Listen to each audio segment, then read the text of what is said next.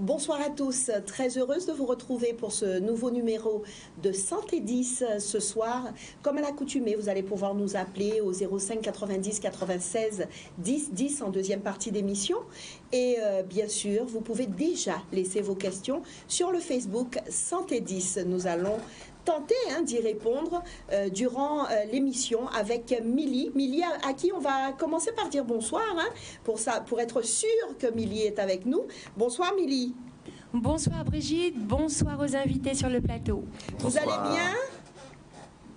Oui, je vais très bien, merci. On retrouve Milly dans un petit moment. Quand vous avez des questions, eh bien, c'est cette voix qui va s'occuper de vous et qui va réceptionner vos questions. Ce soir, dans votre émission Santé 10, nous parlons de toutes ces actions menées pour aider les personnes atteintes de handicap. On a avec nous quelques invités qu'on va vous présenter de suite.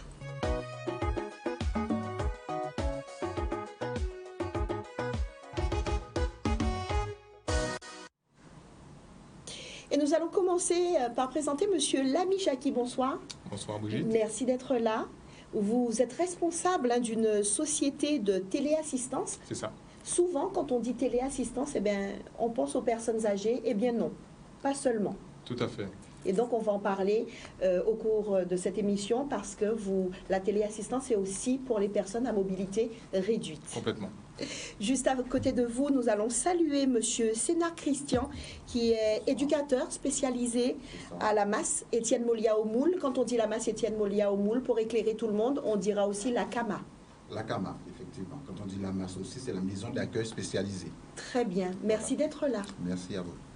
Bonsoir, Monsieur Pain Olivier. Bonsoir. Et non Alain, parce qu'on l'avait baptisé Alain en début d'émission, mais c'est Monsieur Pain Olivier, éducateur sportif spécialisé en handisport et en sport adapté. C'est bien cela, oui. Vous allez nous expliquer tout cela en cours d'émission. Et bonsoir à vous, Monsieur Philippe Romana. Je suis très heureuse de vous voir ici ce soir parce que je sais que vous êtes un grand supporter du CSM et que vous étiez très malheureux hier. Exact. Mais je suis encore triste. Mais on n'en parlera pas. Non, donc, aucune raison d'être triste, voilà. Puisque vous êtes là en tant que directeur commercial de la MGPS. La Mutuelle Générale de Prévoyance Sociale, tout à fait. Voilà. Et on va parler des 5 km de la MGPS, qui est un travail effectué depuis de nombreuses années, j'ai envie de dire 9 ans, pour ne pas me tromper, c'est bien ça. La 9e édition. La 9e édition, justement, pour aider toute personne atteinte d'un handicap. On va en parler dans cette émission ce soir. On va commencer par demander à Monsieur Lami Jacqui de nous expliquer un petit peu, pour ceux et celles qui ne connaissent pas, quand on dit téléassistance, de quoi parlons-nous? Donc, quand on parle de téléassistance, on parle de sécurité, tout d'abord. Donc, la téléassistance permet de sécuriser les personnes qui vivent seules. Donc, on entend souvent parler de personnes âgées quand on parle de téléassistance, mais on oublie ou on ne pense pas forcément aux personnes à mobilité réduite, aux personnes porteurs de handicap, qui, elles, pour ces personnes qui vivent seules, en tout cas à domicile, ont besoin d'une assistance, en tout cas de pouvoir signaler quand un problème se présente à la maison de façon simple, de pouvoir contacter en tout cas les proches de manière facile. Et c'est ce qu'on apporte avec les systèmes de téléassistance que nous proposons. Voilà. Vous allez nous expliquer tout à l'heure comment ça fonctionne exactement et en quoi ça peut aider une personne, par exemple, à mobilité réduite. Bien sûr. On va en parler dans un petit moment. Monsieur Sénard Christian, vous êtes éducateur spécialisé à la masse Étienne Molia, je le rappelle. Vous pouvez nous définir un petit peu à nouveau quand on dit un éducateur spécialisé, en plus à la masse, donc nous définir un peu la masse et nous dire un peu en quoi consiste votre travail. D'accord. Donc la masse, c'est un établissement social et médico-social. Donc nous recevons des adultes en situation de handicap et c'est un établissement, c'est un internat. Donc nous essayons au quotidien de proposer des activités à nos résidents, entre autres ce qu'on appelle des activités à part. Donc, nous essayons le plus que possible de tenir compte un petit peu de leurs capacités, puisque nous ne sommes pas des professionnels du sport adapté. Et nous essayons de leur proposer des activités qui leur permettront d'éviter la sédentarité, de maintenir un petit peu leur masse musculaire et autres. Donc, Pour cela, nous avons mis en place des activités comme le VTT, le kayak, la natation, la marche. Et d'ailleurs, pour que vous puissiez avoir encore plus d'activités et plus d'outils, l'année dernière, il me semble, la transition est toute faite, Monsieur Romana, puisqu'il me semble que l'année dernière, tous les fonds réunis aux 5 km de la MGPS allaient en la direction de la CAMA. Alors, pas vraiment. Il y a eu effectivement la CAMA dans le premier temps. Et nous avons eu aussi l'association Mathias Forbin qui a été récipiendaire de... partagée en deux. Tout à fait, tout à fait. Parce que la réalité, c'est que c'est une manifestation, les 5 km de la MGPS, qui est une manifestation majeure en ce qui concerne le soutien aux personnes handicapées. Chaque année, les fonds, les inscriptions, le produit des inscriptions est reversé intégralement à une ou plusieurs associations. Et c'est tout à fait normal que l'année dernière, on a fait le choix de 2 associations qui œuvrent depuis très longtemps pour les personnes en situation de handicap. Il y avait l'association Mathias Forbin, qui est sur Basse-Terre, et effectivement l'association Karukera, handicapé moteur. Karukera, association handicapé moteur adulte. Très bien, voilà. Merci, monsieur. Et du coup, chaque année, depuis 9 ans, ça se passe comme ça, les 5 km. Absolument.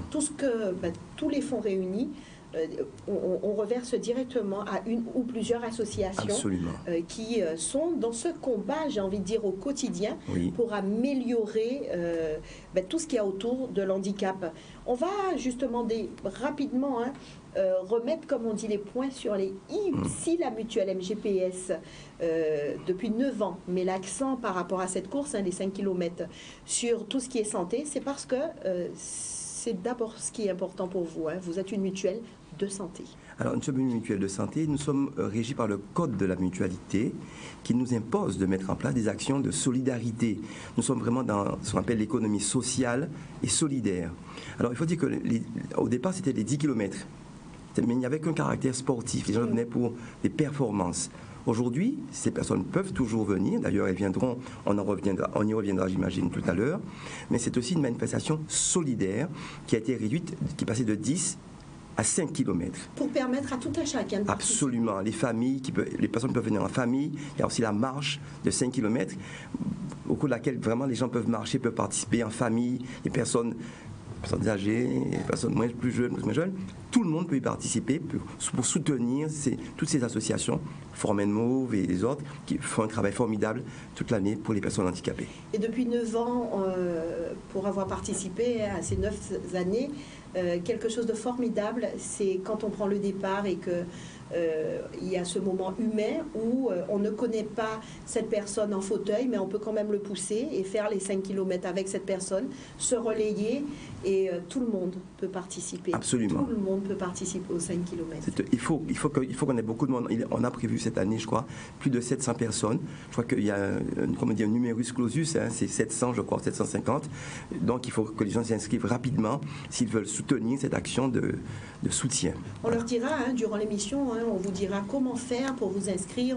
On va vous expliquer comment ça fonctionne, puisque il y a 3 départs et au cours de l'émission, on pourra donner des détails et l'expliquer, et expliquer aussi ce qu'il y a autour des 5 km, puisque il y a un village de santé, beaucoup de bonnes choses. On vous en parle dans un petit moment. Moi, j'aimerais me retourner vers Monsieur Pain Olivier, qui est éducateur sportif spécialisé en handisport et sport adapté. Est-ce que vous pouvez nous expliquer tout cela, s'il vous plaît? Alors, lorsqu'on parle de sport, de handisport, ce sont les activités qui sont aménagées pour les personnes en situation de handicap moteur, mais aussi sensoriel. Très bien. Lorsqu'on parle de sport adapté, ce sont aussi des activités qui sont aménagées pour les déficients, les personnes en situation de handicap mental, c'est-à-dire autistes, mais aussi les déficients intellectuels. Très bien. Et bien sûr, les choses, les activités, que vous mettez en place, vous le faites aussi vous vous déplacez. On n'est pas obligé de venir au même endroit, mais vous vous déplacez aussi et vous allez vers les autres. Est-ce que, par exemple, à la CAMA, ça vous arrive d'y aller, de travailler avec eux? Comment ça se passe? Alors, je fais partie d'une association qui se nomme Form and Move. La forme par le mouvement. Et l'objectif, c'est que toute personne désireuse de pratiquer une activité physique et sportive adhère à l'association. Mais ce qui est intéressant, c'est que l'ensemble des éducateurs sportifs qui sont chez nous ont tous l'option handisport et sport adapté. Donc nous pratiquons des activités physiques en institution, donc à la CAMA. Très bien. Mais aussi, des personnes peuvent venir sur des lieux comme pour l'activité que je conduis. Donc les deux activités, c'est nautique et aquatique.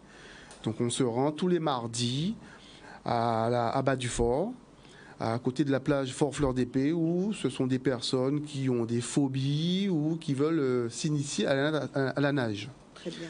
Nous avons aussi une intervention que je propose à des personnes en situation de handicap sensoriel, mais aussi des personnes déficientes intellectuelles. Et là, par contre, ce sont des jeux aquatiques que je propose à la piscine de Ravinchaude. Donc, on peut venir jusqu'à vous, mais vous pouvez aussi venir jusqu'aux associations. Est-ce que vous le faites aussi est-ce que ça existe des éducateurs sportifs spécialisés, mais qui travaillent en libéral? Alors, il faut savoir que de prime abord, tout éducateur sportif, normalement, est coach sportif. D'accord. Donc, il peut se rendre au domicile des personnes qui désireuses de pratiquer une activité physique et sportive. Très bien. Il faut savoir qu'à Form and Move, il n'y a pas seulement les jeux aquatiques, tout ce qui concerne l'aquatique et aussi les nautiques. Nous avons aussi le football en salle, le badminton, le tennis de table et aussi le judo, la boccia, les fléchettes, tir à l'arc. Est-ce que tout un chacun qui nous regarde peut rentrer en contact avec vous? On est porteur d'un handicap, on regarde la télé ce soir, on entend, on peut se diriger vers votre association simplement. Est-ce que ça se passe comme ça pour y adhérer? Toute personne qui veut pratiquer une activité physique accompagnée d'un éducateur sportif de Form and Move prend contact. Nous sommes sur Facebook, nous sommes aussi sur Internet et nous existons depuis 2014. Pour les personnes de tout âge? Toute personne désireuse de pratiquer une activité physique peut nous contacter et il n'y a aucun problème. Pour les plus jeunes, pour les enfants, ça commence à partir de? Alors, ça dépend de l'activité. En ce qui me concerne, ça peut partir de 6 ans jusqu'à 80 ans. Très bien. Après, la pratique du judo aussi, c'est pareil. Très bien. Monsieur Lamy Jacqui, qui est responsable donc d'une société de téléassistance, est-ce que vous pouvez nous expliquer comment ça se passe? Alors, une personne qui fait appel à vous, une personne en fauteuil roulant, par exemple, qui fait appel à vous, comment ça se passe? Qu'est-ce que vous lui proposez? Déjà, comment se passe la démarche? Je vous appelle, j'ai un parent en fauteuil roulant et j'aimerais savoir comment ça se passe. Alors, il faut bien comprendre la raison pour laquelle la personne appelle et quel type de personne appelle en général ou peut appeler. La téléassistance, comme j'ai dit, le point d'ordre, c'est la sécurité. Sécurité. Donc, la téléassistance, excusez-moi, intervient quand une personne se trouve seule. On parle souvent de personnes isolées. Elle est seule à la maison, mais ça peut être aussi à l'extérieur. Ça peut être dans le jardin, dans des activités quotidiennes, la journée comme le soir. Donc, quand cette personne se trouve dans cette situation et elle peut être sujette à des incidents, ce qu'on appelle accidents domestiques, très souvent, qui sont les chutes, qui peuvent être des malaises ou ce genre de choses. Pour les personnes porteurs de handicap moteur, elles peuvent, c'est-à-dire ce sont des personnes qui ont du mal à se déplacer, à marcher. On parle de personnes en fauteuil roulant, mais ça peut être tout simplement quelqu'un qui a une canne, quelqu'un qui a les suites d'un AVC, qui a du mal à se déplacer, qui se déplace comme elle peut. Et ces personnes sont sujettes, plus que d'autres, aux chutes. La chute, c'est une chose, mais on sait que la chute engendre nombre de conséquences qui peuvent être des fractures, qui peuvent laisser des séquelles par la suite. Donc la téléassistance intervient dans ce type de cas. La personne est munie de ce type de médaillon. Très bien. Qui peut se porter donc au poignet ou au cou, donc en permanence. C'est un dispositif qui est étanche, donc en permanence, même sous la douche. Même sous la douche. Tout à fait. Et en appuyant dessus, tout simplement, elle est assurée qu'elle sera prise en charge. Très bien. Parce que, qu'elle soit à l'extérieur ou chez elle, dans le domicile, un opérateur prendra contact avec elle. D'accord. C'est là où la téléassistance prend effet. Alors, réellement. excusez-moi, quelqu'un prendra contact avec elle. Tout à fait. Comment? Parce que si cette personne ne se sent pas bien je ne sais pas, dans le jardin ou sous la douche, appuie dessus, mais ne peut pas bouger. À l'instant où ça se passe, c'est là. Comment vous allez jusqu'à la maison? Alors justement, c'est ça. C'est-à-dire que l'opérateur prend contact avec la personne. Si elle est à l'extérieur, nous avons des dispositifs qu'elle peut emporter avec elle, qui sont plus petits qu'un téléphone portable, mais elle peut tout de même échanger avec la personne via le haut-parleur. D'accord. Si c'est dans la maison, elle a une centrale comme celle qui est présente ici, par exemple, où elle peut échanger également avec le haut-parleur qui est ici. Bien entendu, si la personne est dans une pièce qui est éloignée de la centrale, elle ne pourra pas communiquer avec l'opérateur. Dans ce cas précis, quand l'opérateur a interpellé 2 ou 3 fois la personne et qu'elle ne répond pas, on comprend que la situation est d'autant plus grave, plus sérieuse en tout cas, si elle n'est pas grave. Donc, d'emblée, il contacte les proches ainsi que il déclenche aussi l'intervention, voilà, au domicile de la personne. L'intérêt, c'est que le temps où la personne se trouve dans une situation compliquée est raccourci le plus que possible. Voilà. Qu'on ne se trouve pas dans une situation où la personne serait restée au sol des heures, voire une journée. Jusqu'à ce que quelqu'un soit de passage, des fois par hasard. Tout à fait. Ça arrive très souvent. Plus souvent qu'on ne peut l'imaginer. Tout à fait. Monsieur Sénard Christian, qui, je le rappelle, pour ceux et celles qui prennent en cours l'émission, on ne sait jamais, peut-être que vous vous installez que maintenant devant votre téléviseur. Monsieur Christian Sénard, qui est éducateur spécialisé à la MAS, Étienne Moulia, au Moule, donc à la CAMA. Justement, vous êtes éducateur spécialisé. Vous venez de nous dire qu'à la CAMA, nous avons des adultes handicapés qui sont là de nuit comme de jour. Parce qu'ils sont, c'est un internat. Ils sont et donc, vous mettez beaucoup de choses en place pour ces personnes adultes handicapées. Est-ce que vous pouvez nous en parler un petit peu plus en détail et nous dire comment on peut avoir accès à la CAMA, accès à une place à la CAMA, comment ça se passe? Bien, déjà pour avoir accès à la masse, il faut passer par la MDPH. Il y a la commission CDAPH qui se réunit et puis la personne est évaluée et a un pourcentage d'invalidité.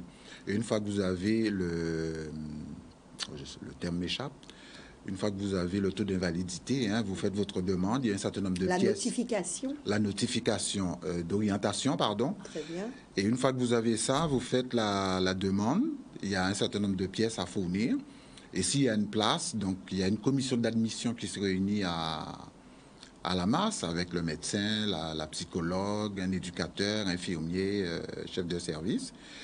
Et on voit avec les parents qui sont convoqués également que fait la personne chez elle, quelle capacité qu'elle a pour avoir au moins une image à un instant T.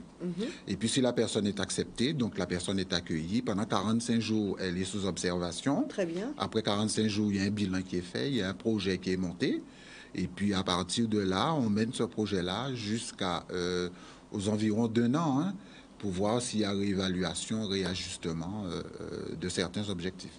Alors, il est vrai que les structures sont très peu nombreuses ici en Guadeloupe. Je crois qu'il y en a 7. Il y a 7 masses. Et du coup, vous êtes sûrement très sollicité. Très.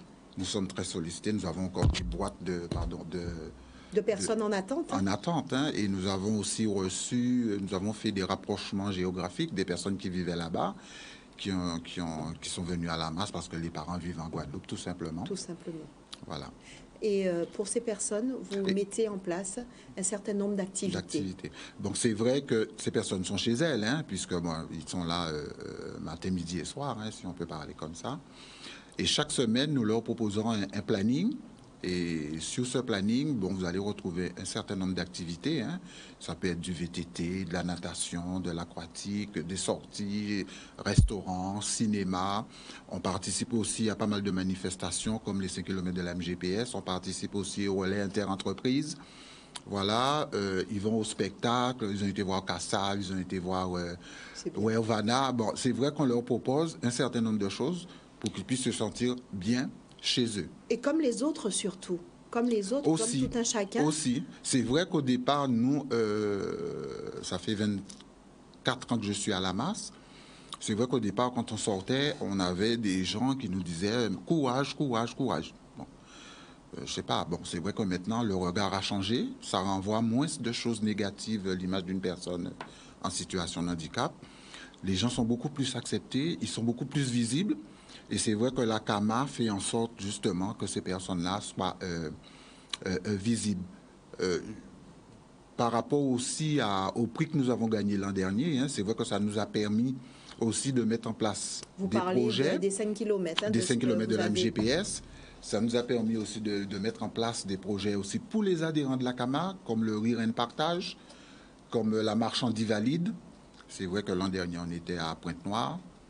Donc, c'est vrai que ce sont des manifestations qui permettent aussi aux personnes qui ne sont pas à la masse de venir aussi participer à un après-midi en toute convivialité. Monsieur Sénard, il est vrai qu'au niveau de l'effectif des encadrants, puisque vous n'avez que des professionnels, j'ai envie de dire, des professionnels de santé avec vous, des éducateurs spécialisés. Et là aussi, j'ai fait quelques petites recherches et j'ai pu comprendre que c'était difficile à un moment, qu'on n'avait pas toujours l'effectif qu'il fallait pour encadrer tous ces gens. Est-ce que ça va mieux maintenant?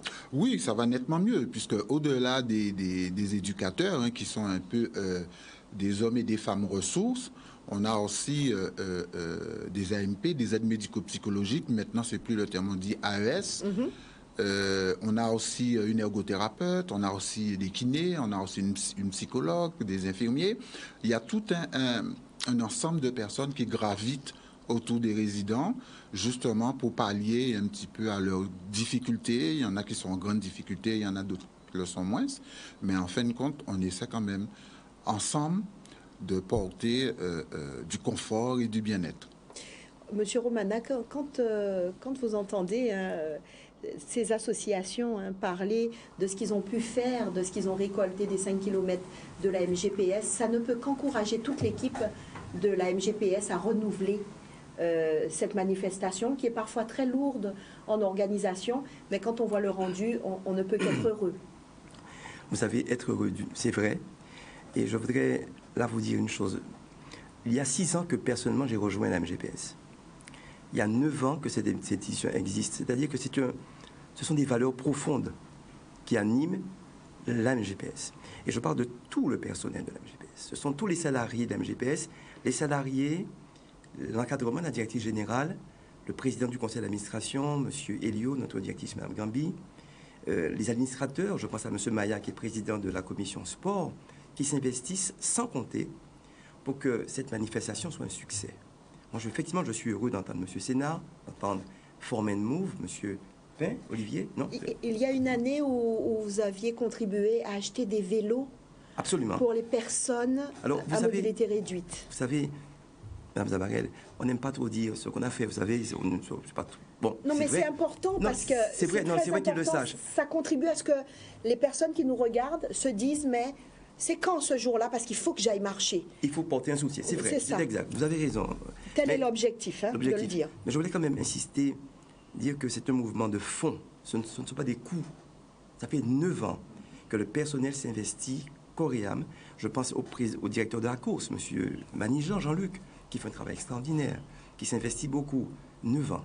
Et je profite là pour vous dire que nous fêtons en avril 2020 les 40 ans de la MGPS. Donc c'est une institution en Guadeloupe qui fait un travail de fond, qui a des valeurs.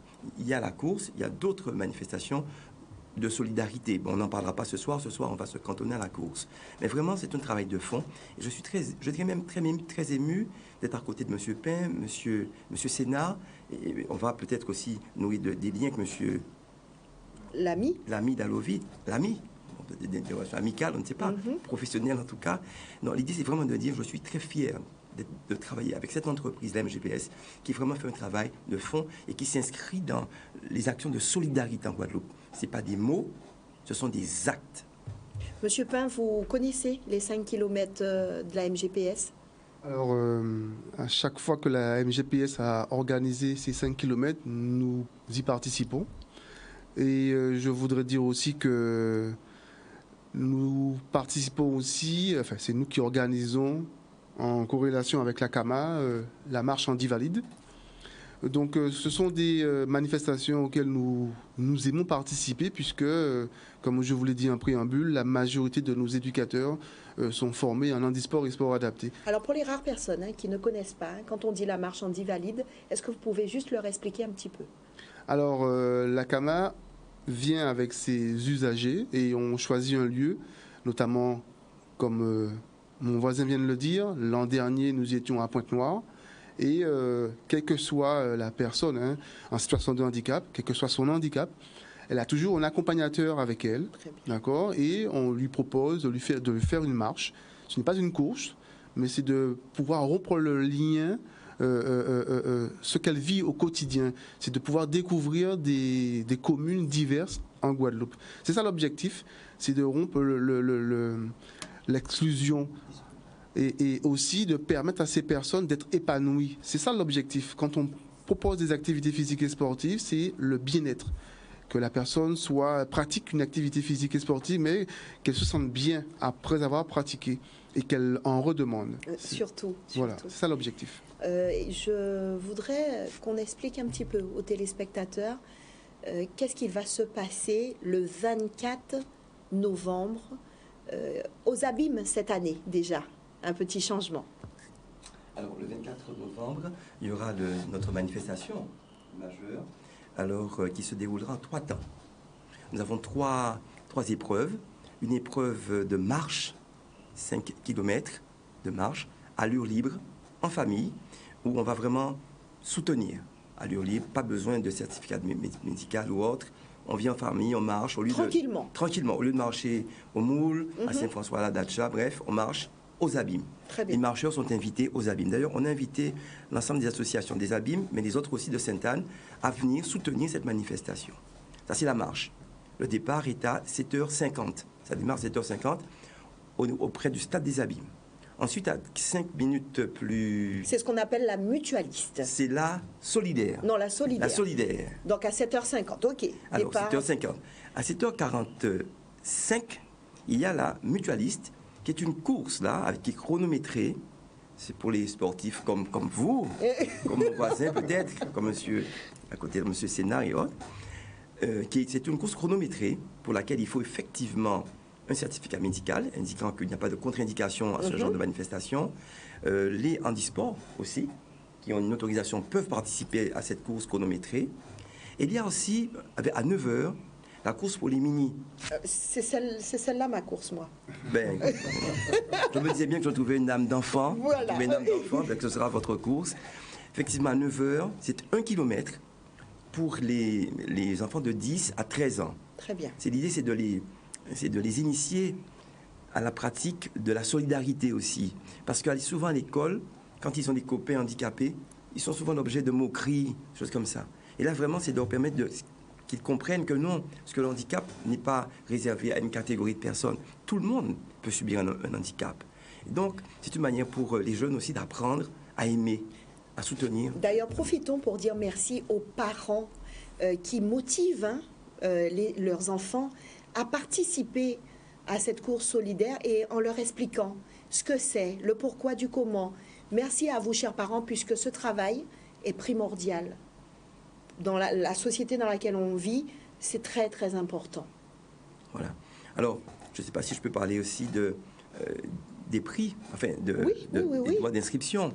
Alors, pour tout le public, pour les seniors, l'inscription est de 10 €. Pour les adhérents à notre MGPS, il est de 2 € de moins, 8 €. Et pour les mini, c'est 1 € pour les enfants, 1 ou 2 €. Et l'ensemble, le produit de toutes ces inscriptions est le jour même, intégralement reversé à des associations que nous choisissons chaque année qui changent. Alors, je ne vais pas dire aujourd'hui les associations, il y en a 2 qu'on a encore retenues, auxquelles on va verser cette somme. Toujours, on le dira tout à l'heure. On aura le temps de le dire. Ce qui est important, c'est de savoir qu'on vous attend, qu'il faut que vous soyez là et il faut y être en famille. Nous ne sommes pas à l'abri. Tous, nous devons être impliqués. L'handicap, c'est l'affaire de tout le monde. On ne sait pas de quoi il fait demain. Et nos enfants ont besoin d'apprendre à vivre dans cette société. Expliquez à vos enfants. Déplacez-vous le 24 avec vos enfants et en leur expliquant très tôt pourquoi on va marcher, à quoi ça va servir. Je le dis parce que je suis moi-même très impliquée. Voilà, et j'en suis ravie.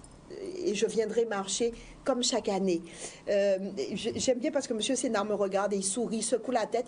Il doit se dire, et moi aussi, Madame Zabarel, depuis 9 ans, je viens marcher et je serai là aussi cette année. Je serai là certainement cette année, mais plus sur le stand, pour expliquer un petit peu ce qu'on fait à la masse. Alors la transition est toute faite puisqu'on devait parler de ce village de santé très très important pour, non seulement pour toute personne, tout être porteur d'handicap, mais aussi pour les parents, les aidants, très important. Et vous en parlez, Monsieur Romana, on peut expliquer rapidement le village? Oui, à quelle heure, comment ça se passe? Absolument. Alors, le village, toute la matinée, il y a le village. Il héberge dans des stands, des associations. Je ne vais pas peut-être toutes les citer, mais j'en pense à certaines, par exemple, comme je pense au CHBDG, le comité d'hygiène bucco-dentaire de la Guadeloupe, avec le docteur Fern et autres, qui font un travail extraordinaire sur les dents, aussi pour éviter ce nombre de problèmes. Il y a aussi, je pense à Ortho Caraïbes, qui est une entreprise guadeloupéenne qui œuvre aussi pour les personnes en situation de handicap, pour l'accessibilité des personnes handicapées. C'est un problème aussi. Beaucoup de personnes handicapées ne peuvent pas accéder à des services publics et autres. Ils font un travail remarquable. On est régulièrement, avec la famille, les familles incertaines, on travaille avec eux. C'est un bonheur de travailler avec eux. Il y a le CEGID, le GIP RAPSPEG, ou RAPSEG, pardon, l'association Mathias Forbin, et toutes d'autres associations qui nous rejoignent. Alors, je ne sais pas, pour Allovi Guadeloupe, peut-être qu'on va se voir peut-être à la fin, si on peut peut-être travailler ensemble, mais en tout cas, des associations qui viennent dans ce village porter l'information, comme disait M. Sénard tout à l'heure, l'information pour qu'on sache qu'il y a des gens qui œuvrent, que ce n'est pas une question taboue aujourd'hui. Ce n'est pas une question tabou. On doit savoir ce qui se passe parce que demain, on peut être confronté à ce type de problème. Donc vraiment, ils participent. C'est un village intéressant où on apprend des choses. C'est convivial. D'ailleurs, j'ai quelques images en tête où vous-même, Mme Zabarel, étiez là. C'est un véritable plaisir. C'est un moment très fort. En émotion, humainement, mais en émotion, parce que quand on est tous ensemble comme ça, eh bien, on ne voit même pas que celui d'à côté est porteur d'un handicap. On ne se rend même pas compte de ça. Nous sommes tous ensemble, nous marchons tous ensemble. Celui-là a besoin d'aide. On n'a pas besoin de le connaître ou qu'il nous fasse la demande de cette aide. Systématiquement, on va aller vers lui. J'ai envie de dire que vraiment, c'est un moment très humain. Juste une petite précision. Les handicapés qui sont avec nous, les personnes en situation d'handicap, ce sont des handicaps visibles. Nous savons quelque part, nous sommes quasiment peut-être tous, on porte tous un handicap qui n'est peut-être pas visible, on ne voit pas. Mais voilà, donc vraiment c'est une manifestation solidaire, collective, à laquelle on participe avec beaucoup de plaisir, beaucoup d'amour aussi, tout simplement. Et votre association aussi, Monsieur Pin, sera au village, au village des associations, pour expliquer un petit peu ce que vous proposez, ce que vous faites? Comme chaque année, Formal Move a son stand et aussi donne toute une pléiade d'activités que nous proposons tout au long de l'année. Et il est vrai que pour nous, il est important que nous nous fassions connaître puisque nous sommes l'association en référence proposant des activités physiques et sportives, notamment que ce soit en particulier, mais aussi en institution. Je voulais rappeler aussi une chose que ce que M. Romana disait, qu'il y a beaucoup de jeunes se moquant d'enfants en situation de handicap. Il faut savoir qu'aujourd'hui, et nous remercions les politiques qui ont fait un gros travail dessus, notamment en métropole, qui permettent aujourd'hui à des enfants en situation de handicap de pouvoir intégrer une scolarisation comme tout autre enfant. Et de ce fait, eh bien, les autres enfants prennent conscience, puisque j'ai pu, dans le cadre de ma fonction, d'accompagner des enfants trisomiques, déficients intellectuels aussi, dans une école primaire à Bémao. Et l'objectif était de faire en sorte qu'il y ait une mixité, un échange, une convivialité, et de permettre que les enfants dits normaux, neurotypiques, puissent être en corrélation avec les autres, nos enfants en situation de handicap. Et on ne va pas dire que ça marche à 100%, mais il faut d'abord faire un travail en amont en leur expliquant la raison pour laquelle ces enfants sont ainsi. et en mettant des mots sur les mots, eh bien, on leur explique vraiment pourquoi ces enfants sont comme ceci. Et nous sommes, comme disait M. Romana, nous ne sommes pas tous en situation de handicap, mais nous pouvons l'être suite à une chute ou quel que soit le problème, mais nous pouvons l'être parce que ça peut arriver à tout chacun. Alors, messieurs, si vous êtes d'accord, nous allons passer à cette partie où nos téléspectateurs ont la possibilité de nous appeler au 05 90 96 10 10 s'ils ont une question à nous poser. C'est Milly qui réceptionne les questions. Et aussi, sur le Facebook Santé 10, vous pouvez poser vos questions. On va repartir du côté de Milly, qu'on va saluer à nouveau. Bonsoir Brigitte, bonsoir à tout le monde. Alors, on vous entend faiblement, Milly. Si on pouvait vous entendre un tout petit peu plus fort, si c'est possible. Voilà, est-ce que c'est mieux là? C'est beaucoup mieux. Avez-vous déjà des questions à nous poser? Oui, alors une pour Monsieur Lamy. Au niveau de la téléassistance, est-ce que Internet est obligatoire dans la maison?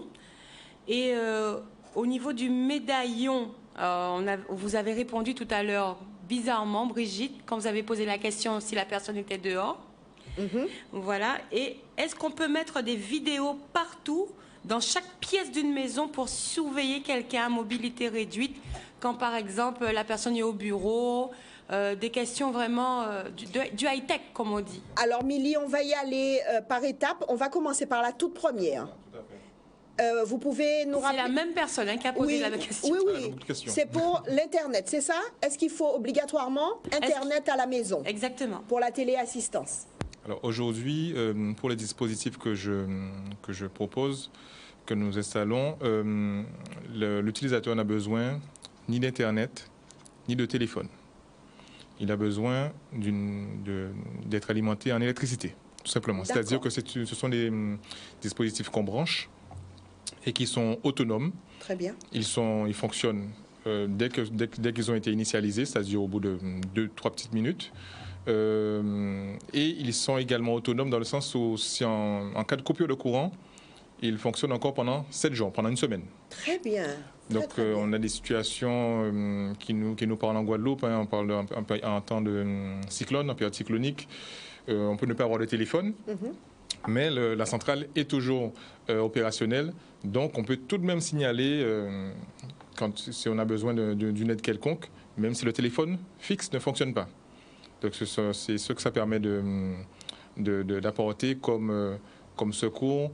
Comme sécurité, c'est vraiment ce que je dis, ça porte assistance, même en cas de coupure de courant.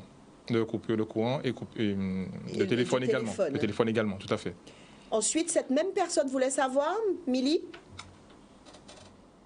La troisième question. Alors, cette même personne voulait savoir si c'était possible de mettre des vidéos, des caméras dans toute la maison pour surveiller la personne. Est-ce que là aussi, ça fonctionne? Alors aujourd'hui, il n'y a pas de caméra. La personne qui dispose de téléassistance, ce n'est pas quelqu'un qui est, alors je vais employer le mot pisté, c'est quelqu'un qui mène son train de vie habituel. Et qui a besoin de son intimité. Qui a besoin d'une intimité, tout à fait. Elle n'est pas forcément géolocalisée non plus, je précise. C'est tout simplement quelqu'un qui informe quand elle a besoin d'une assistance.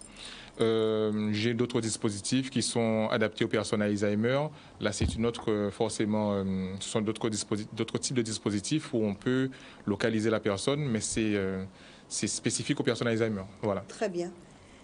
Ensuite, Milly? Alors, c'est Sylvie qui demande combien de plages ont des aménagements ou des fauteuils spéciaux pour les personnes à mobilité réduite. Alors, j'ai pas compris, Milly. Alors... c'est Sylvie qui demande combien de plages en Guadeloupe ont des aménagements et des fauteuils spéciaux pour les personnes à mobilité réduite. Monsieur Pin, peut-être que vous pouvez un petit peu nous aiguiller là-dessus. Alors, en plage aménagée, je n'en ai pas vu, mais il existe ce qu'on appelle des tirs à l'eau.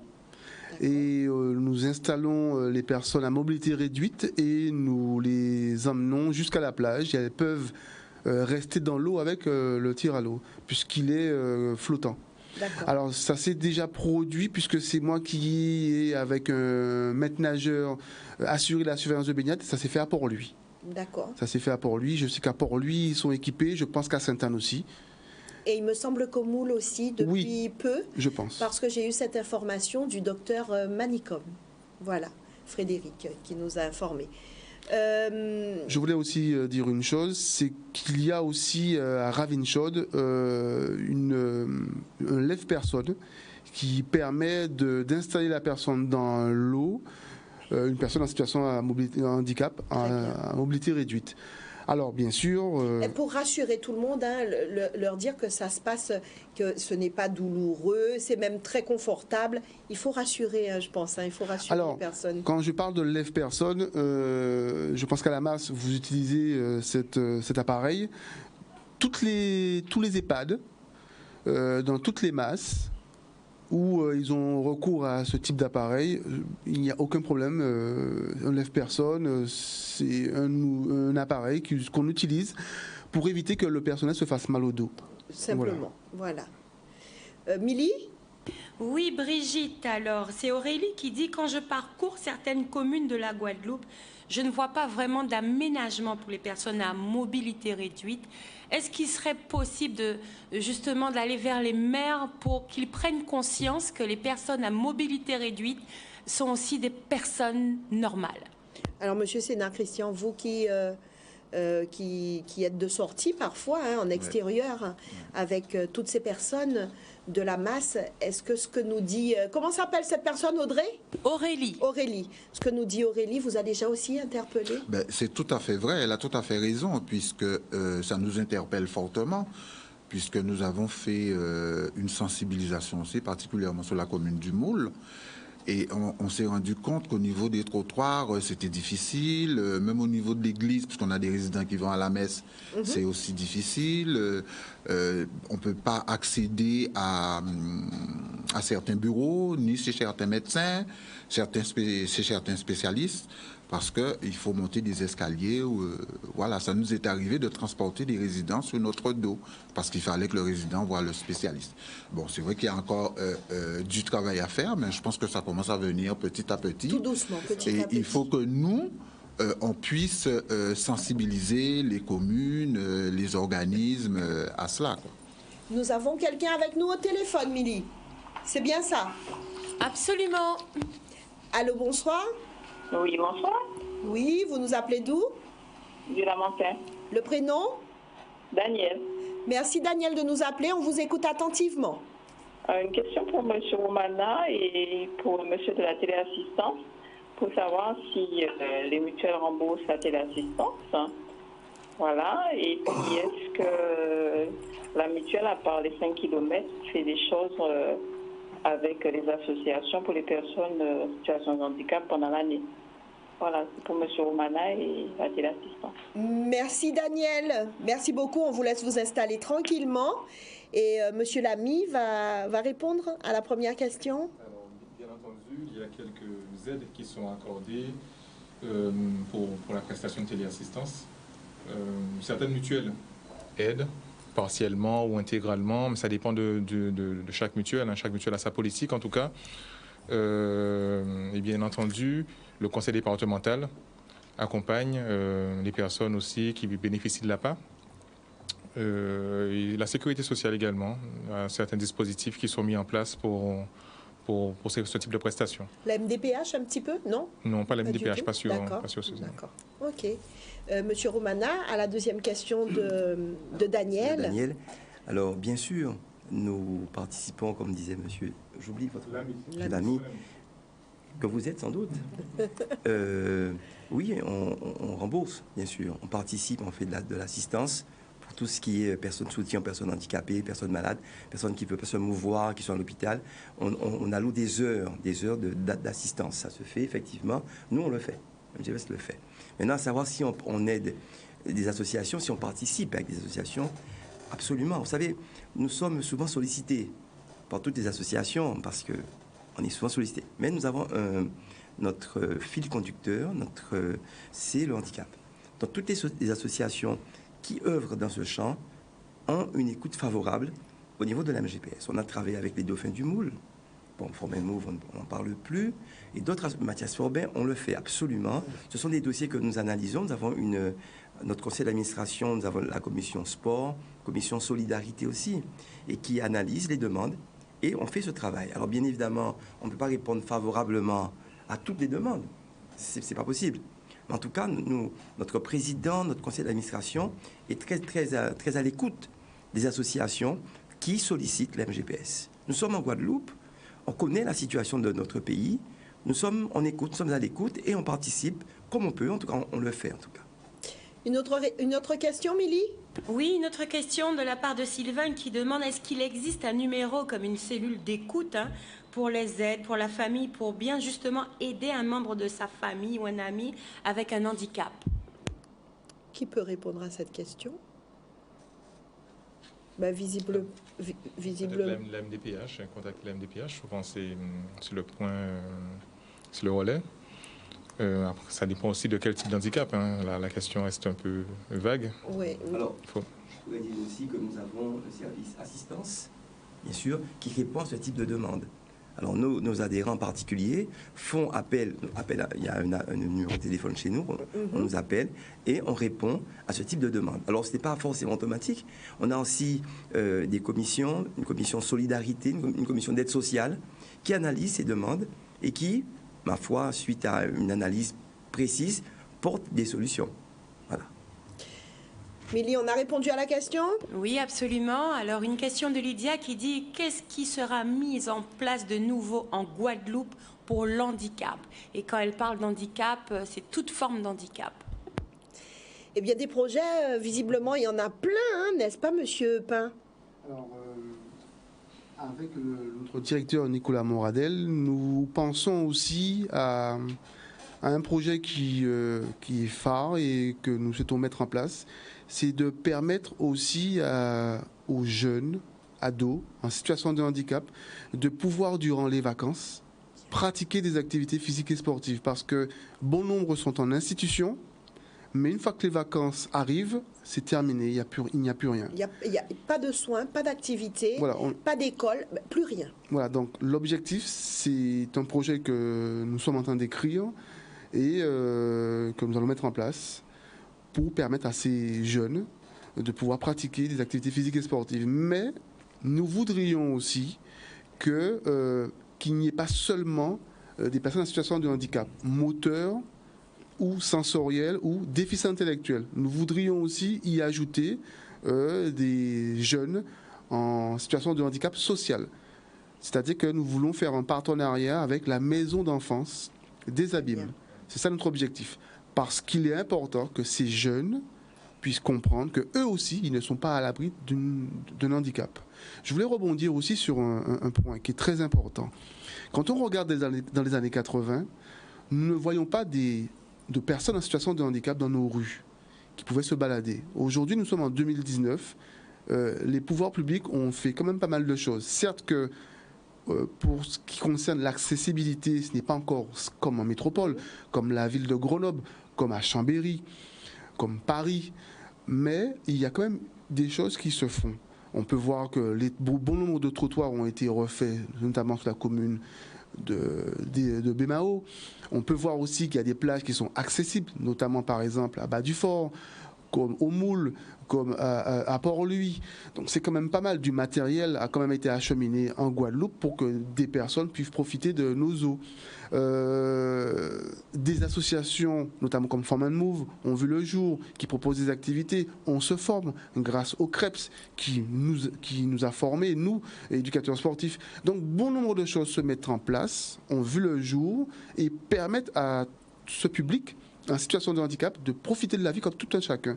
C'est de sortir de leur institution et de profiter de la vie, comme vous le disiez tout à l'heure, comme tout un chacun. Comme tout un chacun. On avance lentement mais sûrement. Et ce qu'on doit retenir, c'est le sûrement. On avance. Oui, Monsieur Romana. Oui, je voulais dire que je pense à ce que disait notre directrice générale, Madame Gambi, il n'y a pas très longtemps.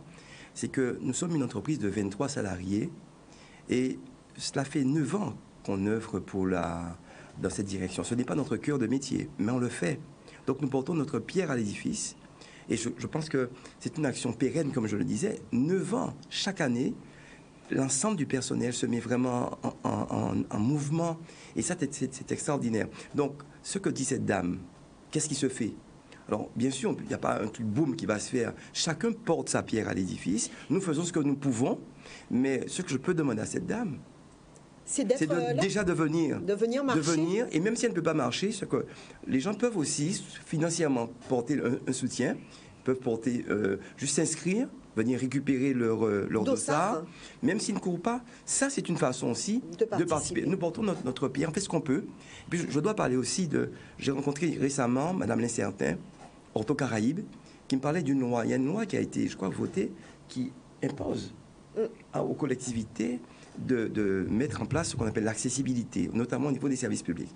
Eh bien, eux, ils sont en train aujourd'hui d'essayer de contacter ces mairies qui ne sont pas toujours, peut-être pas toujours les moyens, je ne sais pas, en tout cas, ils veulent le faire, les rencontrer, afin de continuer. C'est un travail de longue haleine.